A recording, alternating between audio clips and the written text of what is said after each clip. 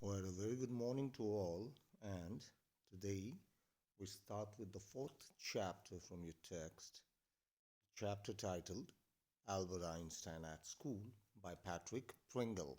Now, this is just a small extract from a biography on Einstein written by Patrick Pringle, and this extract deals with the part where Albert Einstein struggles at school. Now, we have all heard stories, we've all read somewhere online or in books that Einstein wasn't a good student, that Einstein hated school, and we have some motivational quotes which quote unquote says words like you don't need to go to school to be successful, you don't need an education. But this real life extract from Einstein's life will show the reality as to how Albert Einstein was as a student, whether he was really as bad as people point out him to be, or is the truth something else? All right. So, without any further ado, we start.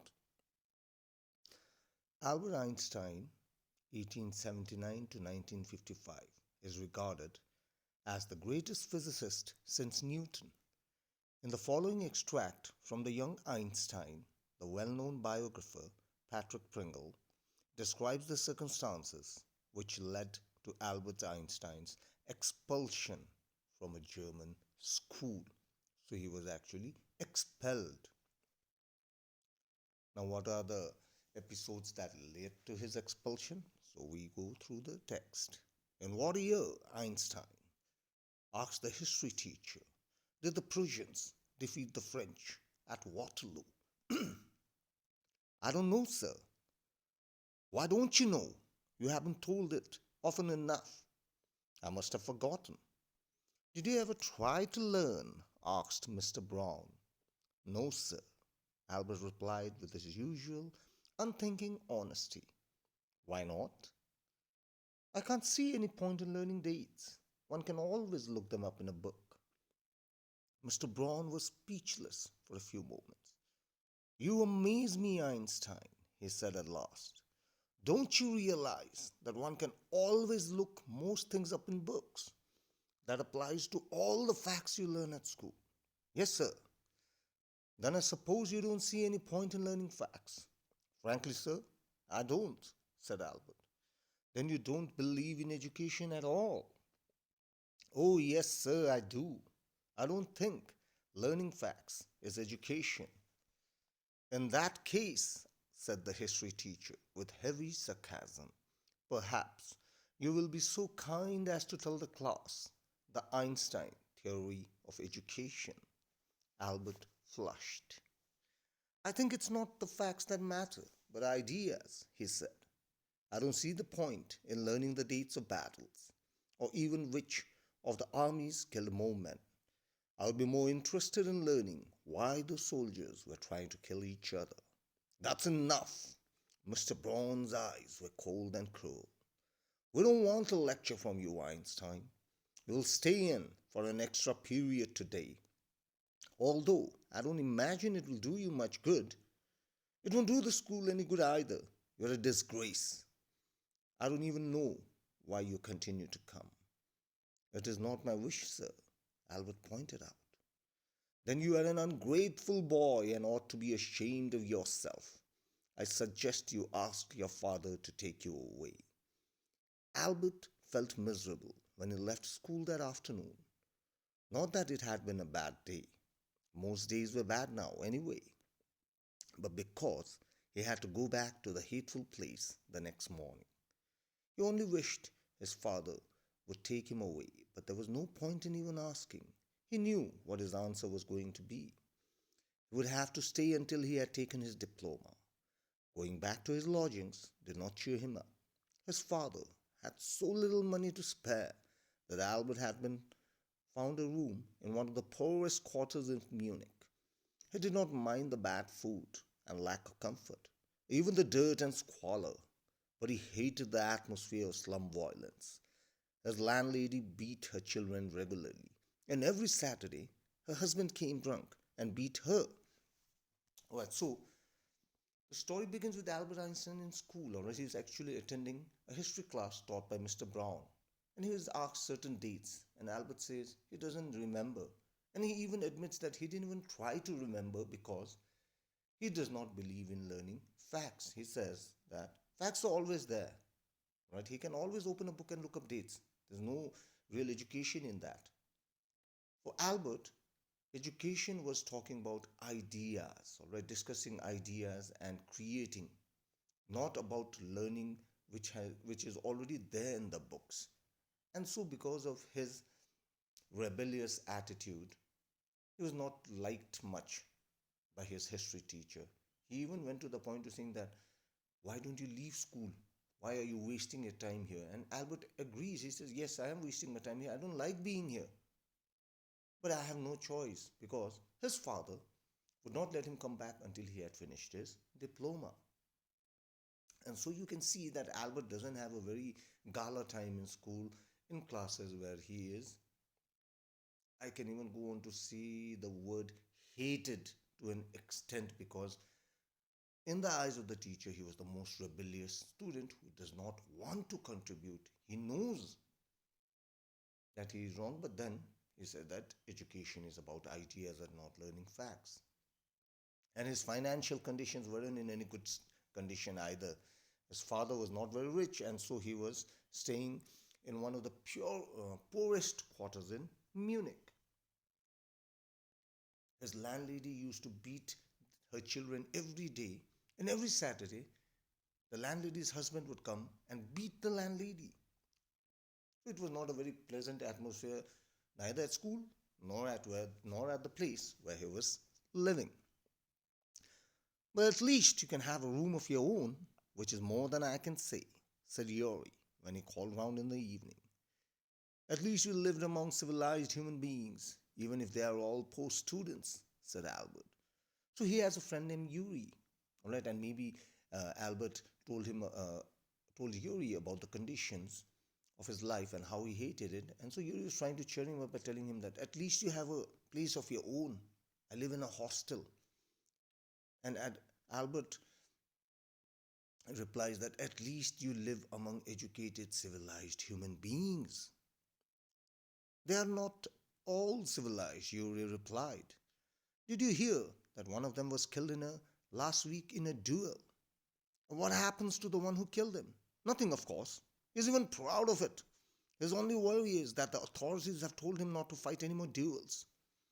He's upset about this because he hasn't a single scar on his face to wear for the rest of his life as a badge of honor. Ugh, exclaimed Albert. And these are the students? Well, you'll be a student one day, said Yori. So Yori is in senior classes and Albert is just in school. So Yori tells him that there was a duel, all right? Now, a duel is when two gentlemen disagreeing on some part take pistols, all right? It was a form of duel in the early days. Nowadays, it's completely illegal to kill another human being. But उनको क्या होते? They used to write agreements, उन्होंने sign करते that we are entering a duel, and if one gets killed, the other will not be taken by the law. That was a thing, all right? That was actually a thing in the past. And so one of the students had killed another in a duel, and he wasn't even arrested. He was just told that he will not participate in any more duels. And he wasn't even guilty of the fact that he had killed another human being. In fact, he regretted only one thing, that he did not have a single scar on his face to show that he had been in a battle. He considered it a badge of honor. And so Yuri tells him, and Albert said, so these are the students of the university. And Yuri tells him that, well, you'll be a student one day as well. And Albert says, I doubt it. I don't think I'll ever pass the exams in a school diploma because, as you know, he is not interested in learning facts at all. He can mug it up, all right, but he doesn't want to. He told his cousin Elsa the same next time she came to Munich. Normally, she lived in Berlin, where her father had a business. I'm sure you could learn enough to pass the exams, Albert, if you tried, she said. I know lots of boys who are much more stupid than you are who get through. They say you don't have to know anything. You don't have to understand what you are taught. Just be able to repeat it in the exams. That's the whole trouble, said Albert. I'm no good at learning things by heart. You don't need to be good at it. Anyone can learn like a parrot. You just don't try. And yet, I always see you with a book under your arm, added Elsa. What is the one you are reading? So he had another confidant person who he trusted, and she was Elsa, his cousin. She would visit him time to time, and every time she came, Albert would complain about his life, and Elsa told him, why don't you just try? Well, it's not so difficult to pass. You can just mug up. I know people who are so much more stupid than you are, and they get through. They tell me that you don't have to learn anything, you just have to mug it up. And Albert says, well, that is the problem. I can't mug things up, I can't do that. And Elsa tells him, it's not that hard. You just have to read. And you are always reading. In fact, you have a book under your arm right now. What is the book that you are reading? A book on geology. Now, geology is the study of rocks, right? Geology, rocks and things. Do you learn that? No. We have hardly any science at school. Then why are you studying it? Because I like it. Isn't that a good enough reason? Elsa sighed. You're right, of course, Albert, she said. But it won't help with your diploma. Apart from books on science, his only comfort was music, and he played his violin regularly until his landlady asked him to stop. That wailing gets on my nerves, she said. There's enough noise in this house with all the kids howling. Albert was tempted to point out that most of the time it was she who made them howl, but he decided it was better to say nothing. I must get away from here, he told Yuri, after 6 months alone in Munich. It is absurd that I should go on like this. In the end, it will turn out I have been wasting my father's money and everyone's time. It'll be better for all if I stop now. And then what will you do? Yuri asked. I don't know. If I go to Milan, I'm afraid my father will send me back. Unless. His eyes gleamed with a sudden idea. Yuri, do you know any friendly doctors? I know a lot of medical students, and some of them are friendly, said Yuri. Doctor? No. I've never had enough money to go to one. Why? Suppose, said Albert, if I had a nervous breakdown. Suppose a doctor would say it is bad for me to go to school, and I need to get right away from it. I can't imagine a doctor saying that, said Yuri. I must try, said Albert, to find a doctor who specializes in nerves. There are plenty of them, Yuri told him. He hesitated for a moment, and then added, rather reluctantly, I'll ask some of the students if they know one, if you like. Will you? Oh, thank you, Yuri. Albert's eyes were shining. Wait a moment. I haven't found one yet. Oh, but you will. And if I do, I don't know he'll be willing to help you. He will, declared Albert. I'm going to have a real nervous breakdown to make it easier for him. He laughed merrily. I've never seen you looking less nervous, remarked Yuri. A day or two at school will soon put that right, Albert assured him. Certainly, he had lost his high spirits when Yuri saw him next. I can't stand it any longer, he said. I really shall have a nervous breakdown. That will satisfy any doctor. And so, reading the conversation between Elsa and Albert, between Yuri and Albert, one thing is clear that Albert hates school, right? It's not education that he hates, mind you, it's just the fact about learning facts which irritates him. And so, as you can see from the conversation that he has with Elsa, Albert is very much interested in science. But there is not much science at the school level. And so he hates school. And seeing him day in and day out feeling so miserable, they suggested that, all right, don't you leave school? And Albert said, my father wouldn't allow it. And while having a conversation with Yuri, Albert has an idea. He says, "Do you know any doctors?" And Yuri says, "But why?" He said, "I want a medical. Suppose, let's say, I find a doctor and he gives me a medical certificate saying that I've had a nervous breakdown and I must stay away from school."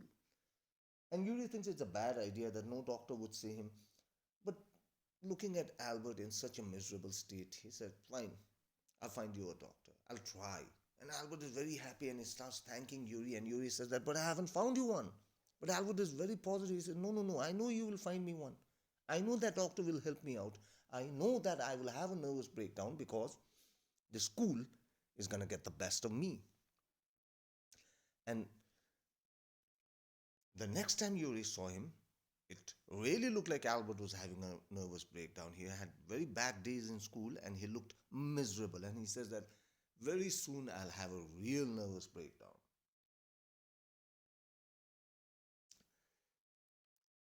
To which Yuri says, "Keep it up then," said Yuri. "I found a doctor for you." "You have?" Albert's face lit up. "Oh, good. When can I see him?" "I have an appointment for you for tomorrow evening," Yuri said. "Here's the address." He handed Albert a piece of paper.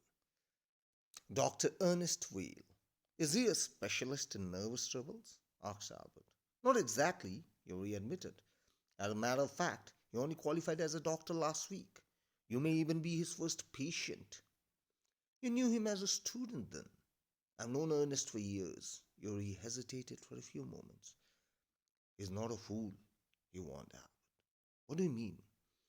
"Don't try to pull the wool over his eyes. Be frank with him. But don't pretend you have got what you haven't. Not that you would deceive anyone," Yuri added. "You're the world's worst liar." Albert spent the next day wondering what to tell the doctor. When the time arrived for his appointment, he had worried over it so much that he really was quite nervous. So finally, Yuri had found him a doctor. But Yuri warned him. He said, "He's a fresh doctor, all right? He just passed his medical exams last week and you might be his first patient, but don't try to cheat him. Don't act like you have something which you haven't, all right? Don't think that he's stupid. He's quite intelligent." And so Albert started getting ready for an appointment with Dr. Ernest Whale. In the scene, uh, Albert is having a conversation with the doctor. "I don't really know how to describe my trouble, Dr. Whale," he began. "Don't try," said the young doctor with a friendly smile. "Yuri has already given me a history of the case." "Oh, what did he say?" "Only that you want me to think you have had a nervous breakdown and say you mustn't go back to that school." "Oh dear." Albert's face fell. "He shouldn't have told you that." "Why not?" "Isn't it true then?" "Yes, that's the trouble. Now you'll say there's nothing wrong with me and you'll tell me to go back to school." "Don't be too sure of that," said the doctor. "As a matter of fact, I'm pretty sure you're in a nervous state about that school. But I haven't told you anything about it," said Albert, wide-eyed. "How can you know that?" "Because you wouldn't have come to see me about this if you hadn't been pretty close to a nervous breakdown. That's why." "Now," said the doctor briskly, "if I certify that you have had a nervous breakdown and must stay away from school for a while, what will you do?" "I'll go to Italy," said Albert, "to Milan, where my parents are." "And what will you do there?" "I'll try to get into an Italian college or institute." "How can you without a diploma?" "I'll ask my mathematics teacher to give me something about my work, and perhaps that'll be enough. I've learned all the maths they teach at school, and a bit more," he added, when Dr. Wheel looked outward. "Well, it's up to you," he said. "I doubt if it will come off, but I can see you're not doing yourself or anyone much good by staying here. How long would you like me to say you should stay away from school?" "Would 6 months be all right?" "This is very kind of you." It's nothing. I've only just stopped being a student myself, so I know how you feel. Here you are. Dr. Wheel handed him the certificate and the best of luck. How much? Nothing. If you have anything to spare, invite Yuri to a meal. He's a good friend to me, and yours too, I think. Albert had no money to spare, but he pretended he had and took Yuri to supper. So finally, he met the doctor, and Albert didn't know how to say. He said, I don't know what to tell you about myself. And the doctor said, don't worry, I know everything. Your friend has told me that you want me to think that you have had a nervous breakdown and you must stay away from school. Albert was embarrassed, all right, because he thought that he would act that he had nervous breakdown, but now the doctor knows the truth, and he says, "Well, Yuri shouldn't have told you that, because now that you know that I don't have a nervous breakdown, you will tell me that I should go back to school." But on the contrary, the doctor, no, no, no, no. I think you are pretty close to a nervous breakdown. Otherwise, you wouldn't be here. Why would you be here asking me to help you get out of school if you weren't really that nervous, if you weren't really feeling that gloomy, which would lead to you having a nervous breakdown in the near future? But tell me one thing, if I give you this certificate, what will you do? And he said, well, first I'll go back to Italy, Milan, where my parents are. Then I'll try to get into an Italian college or institute. And doctor, but how can you without your diploma? How can you join school? And Albert says, well, I'll ask my maths teacher to give me a reference. I've learned all the maths they teach at school and a bit more. So you see here that Albert was very good in subjects like maths and science. It was just the subjects in which he was made to learn facts, which he didn't want to learn at all, in all honesty. The doctor doubted, but he gave him the certificate anyway. He says, is 6 months all right? And Albert says, yes, that'll be enough. Thank you so much. And doctor says, oh, don't mention it because I've just stopped being a student myself and I know how it is. He hands Albert the certificate and says, good luck. Albert says, how much do I owe you? And the doctor says, well, you don't owe me anything at all. Yuri is a good friend of mine and yours too. So if you have any money to spare, just invite Yuri to a meal. And even though Albert didn't have much money, he still took Yuri out for supper.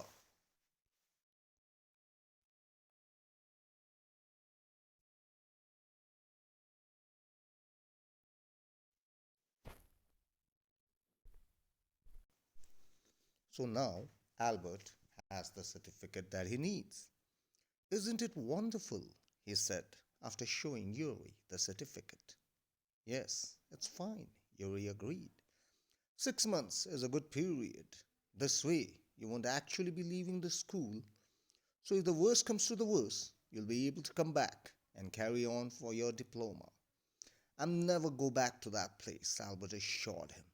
I'm going to take this certificate to the head teacher tomorrow, and that will be the end of it. Don't forget to get a reference in writing from your mathematics teacher first, Yuri reminded him. Mr. Coach willingly gave Albert the reference he wanted. If I say I can't teach you anymore, and probably you will soon be able to teach me, will that be all right? He asked. That's saying too much, sir, said Albert.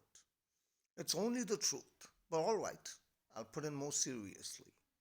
It was still a glowing reference, and Mr. Court made the point that Albert was ready immediately to enter a college or institute for the study of higher mathematics. I'm sorry you're leaving us, although you're wasting your time in my class, he said. It's almost the only class where I'm not wasting my time, said Albert. But how do you know I'm leaving, sir? You wouldn't have asked me for this reference otherwise. I thought you would wonder. There's nothing to wonder about, Einstein. I knew you were going to leave before you knew yourself. Albert was puzzled. What did the teacher mean? He soon found out. Before he had a chance to ask for an interview with the head teacher, he was summoned to the head's room. Well, it saves me the trouble of having to wait an hour or two outside, he thought. He hardly bothered to wonder why he had been sent for, but vaguely supposed he was to be punished again for bad work and laziness. Well, he had finished with punishments. So he was very happy that he got the certificate. He showed it to Yuri, and Yuri said, "Good that you only got a 6 months leave of absence. That way, if you want to come back later on to pursue your diploma, you can." And Albert says, "Never. I'll never come back to this place." And Yuri says, "But don't forget to get a reference letter from your maths teacher before you leave." And Mr. Coach, who was the mathematics teacher, he was more than happy to give Albert the certificate. All right. Now, how Mr. Brown treated Albert was in complete stark opposite how Mr. Coach treated Albert. He said, "Well, if I write in the reference letter that I can't teach you anymore, and very soon you will able to teach me, is that all right?" So you can see that Albert was very good in mathematics. He was admired by his mathematics teacher. And he told him that, and he gave him a reference in glowing words, all right, that he is ready immediately to pursue higher mathematics. And he told him, "I knew, Albert, that you would leave us before you even knew that." And Albert was surprised. He asked, "How did you know that?" And the mathematics teacher says, "Well, you wouldn't ask me for this reference if it wasn't the case, now would you?" And before he went to get an appointment with the principal, he was summoned by the head teacher. All right? And Albert thought, maybe he's calling me to give me another punishment for my laziness. But I've had it with punishment. So he had the certificate, medical certificate in his pocket, and he was ready to go to the head teacher to get leave of absence. "I'm not going to punish you," the head teacher said, to Albert's surprise. "Your work is terrible, and I'm not prepared to have you here any longer, Einstein. I want you to leave the school now." "Leave school now?" repeated Albert, dazed. "That is what I said." "You mean," said Albert, "that I am to be expelled?" "You can take it any way if you wish, Einstein." The head teacher was not mincing words. "The simplest thing will be for you to go of your own accord, and then the questions won't arise." "But," said Albert, "what crime have I committed?" "Your presence in the classroom makes it impossible for the teacher to teach and the other pupils to learn. You refuse to learn. You are in constant rebellion, and no serious work can be done while you are there."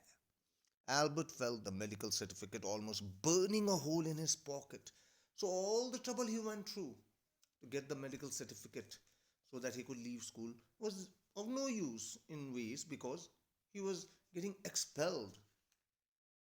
And even though Albert wanted to leave school, he was surprised when he was told that he was being expelled. When asked for the reason, the head teacher told him that he was a constant disturbance. He wouldn't let the other teachers teach. He wouldn't let the other pupils learn. So it would be best for the school if he just leave school. Albert felt the medical certificate almost burning a hole in his pocket. Now the medical certificate is useless. All the trouble he went through to get that. "I was going to leave anyway," he said. "Then we are at an agreement at least, Einstein," the head said. For a moment, Albert was tempted to tell the man what he thought of him and of his school. Then he stopped himself without another word. Holding his head high, he stalked out. "Shut the door after you," shouted the head. Albert ignored him. He walked straight on out of the school where he had spent 5 miserable years, without turning his head to give it a last look. He could not think of anyone he wanted to say goodbye to. Indeed, Yori was almost the only person in Munich he felt like seeing before he left town, and he had come to hate almost as much as the school. Elsa was back in Berlin, and he had no other friends. "Goodbye, and good luck," said Yori when he left. "You are going to a wonderful country. I hope you will be happier there." And this, dear students, is how Albert Einstein was ultimately expelled out of school. All right, not because He was very bad at studying, just that he had a different take on education. He believed in learning, he believed in sharing of ideas and coming up with ideas rather than mugging up facts. And he excelled in subjects like maths and science, and that is what he wanted to do. All right, he wanted to get higher education, and he got it, though not in the way he had expected it to be. For the medical certificate that he got after so much hardship proved useless in the end. But still, the rest is history, and we know how much Albert Einstein has contributed in the field of maths and science. So, with this, we end the fourth chapter. Following classes, I'll be sending you the summary and the assignments for the same. Have a good day and stay safe.